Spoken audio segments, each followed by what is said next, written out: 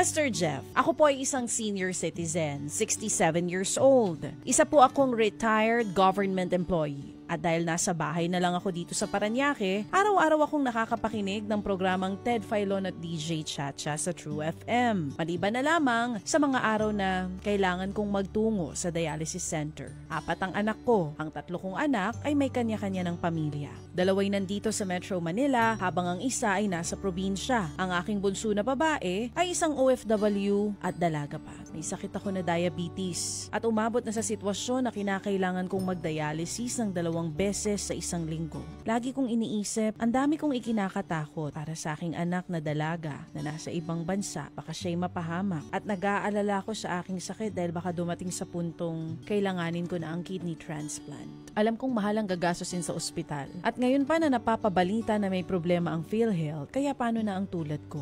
Nagdadasal naman ako ng taimtim. Ipinagdadasal ko parate ang aking paggaling at ang kaligtasan at kalusugan ng aking mga anak at apo. Gayunpaman, lagi akong nakakaramdam ng takot. Bago matulog, naiisip ko, baka di na ako magising. Alam ko naman po, Pastor, na lahat tayo may taktang panahon. Alam ko rin kung oras ko ay oras ko na. Pero meron pa rin akong takot. Kaya hindi ako makatulog at paggising ko, nangangamba pa rin ako. Paano ko po ba lalabanan ng takot na aking nararamdaman? Takot na bumabagabag sa akin na baka magpalala pa sa aking sakit. Anong say mo, Brad? Nanay Noemi, maraming salamat po sa iyong pagtitiwala na ibahagi yung kwento ng buhay nyo, no? At naintindihan ko naman po yung nararamdaman nyo, yung fears. Marami kayong, of course, concern, kinakatakot, at sa tagal ko rin po pagkapastor, hindi naman po yan kakaiba, kumbaga, lalo na pag may dinaramdam tayo. Nais ko lang po ipaalala sa inyo na yung Diyos po lagi namang nandyan, ano? As I always share dito sa segment natin, para bigyan kayo ng lakas, of course, ng kapayapaan at pag-asa sa gitna ng mga pagsubok na pinagdaraanan natin. So, may ilan lang po ako i-share sa inyo na hopefully may makuha tayo, kahit isa lang, okay na ako doon. Number 1 po, ipaubaya natin ang lahat ng takot nyo sa Diyos. Sabi po sa isang verse sa Bible, cast all your anxiety on me. Sabi po yan ni Lord. Kasi I care for you. Ang Diyos po ang siyang magdadala ng takot at hindi daw niya tayo binigyan ng spirit of fear but spirit of power, yung kalakasan, over dyan sa mga fear na yan. So sa tuwing nakakaramdam po kayo ng pangamba, ano man po yun, physical, emotional, relational, financial, una po siguro mag-pause kayo at manalangin. Ipaubaya nyo lahat sa Diyos. Kumbaga, Lord, binigay ko na sa iyo yan, ikaw na ang problema niya. Kumbaga, yung isang bata na nangingi sa tatay ng baon, hindi naman yung bata naghahanap ng way paano kumita. Basta, tay, kailangan ko po ng pera. Kailangan ko ng baon sa eskwelahan. And then, knowing na meron siyang tatay na mapagmahal, yung tatay hindi diskarte. Tapos po, mag-focus tayo sa kasalukuyan.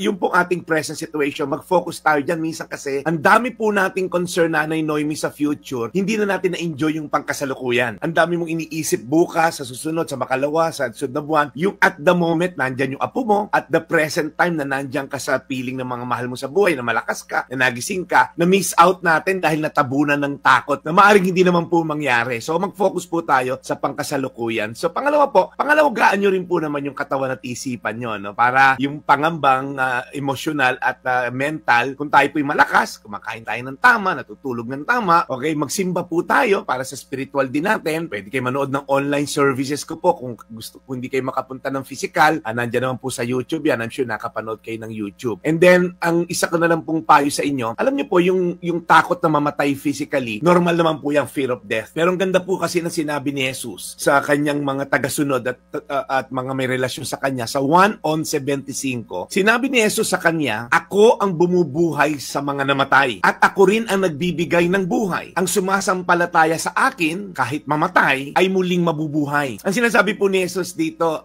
nanay, lahat po tayo one day we're gonna face death. Physical death. Sabi sa Bible, for a man is destined to die once and then you're gonna face judgment. Yung physical na death po, hindi ko yan sinasa isang tabi na wag nating katakutan. Pagandaan natin, pero meron pong isang death na dapat kayong katakutan, Nanay Noemi, which is eternal death. Sabi po sa Bible, ang kabayaran ng pagiging makasalanan ay eternal death. For the wages of sin is death. Pero sabi ni Jesus, huwag kayong matakot sa eternal death. Kasi ako, cargo ko kayo dyan. Kaya ko kayo dyan. Sapo ko kayo dyan. So, Nanay Noemi, kung meron man dapat kang katakutan, hindi po yung mga nandito sa lupa na temporal, kundi yung eternal death na tinatawag na sa impyerno ang ending natin. Ngunit, si Jesus po'y namatay sa krus ng Kalbaryo upang ikaw ay hindi na mangamba sa iyong eternal death. Kaya sabi niya, I conquered sin and death at the cross. Napagtagumpayan daw po niya yung kasalanan na magdudulot sa atin ng eternal death. Kaya sabi po rito sa verse, ang sumasampalataya sa akin, sabi ni Jesus, kahit mamatay kang physical, huwag kang mag-alala, bibigyan kita ng eternal life. So, Nanay Noemi, alam ko medyo mahirap lunukin ngayon itong mga pinayo ko, pero alam niyo po, it all boils down to relationship. Kung wala po kayo relasyon sa Diyos, mahirapan niyo ring unawain lahat ng ipinayo ko. Pero tandaan niyo po ito, ang pagkakaroon po ng relasyon sa Diyos ay isang bukal sa loob na desisyon, at kung kayo po'y nananalig sa Diyos, tawagan niyo lang siya dahil lagi po siyang nasa sa atin. At ito ang pangako niya sa 1:11:25, sinabi ni Jesus sa kanya, ako ang bumubuhay sa mga namatay at ako rin ang nagbibigay ng buhay. Ang sumampalataya sa akin, kahit mamatay, ay muling mabubuhay. Manalangin tayo, Nanay Noemi, pagdadasal kita. Lord, yung pong takot ni Nanay Noemi ay isa namang normal at isang common na fear ng tao. Yung mamatay na physically, mawawala aming mahal sa buhay, yung aming mga, minsan na in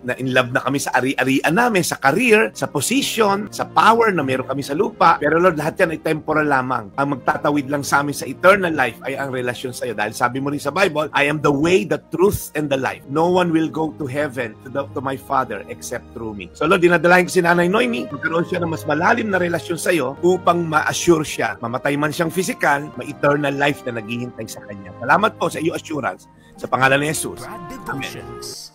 Today's Reflection with Pastor Jeff Eliscopides.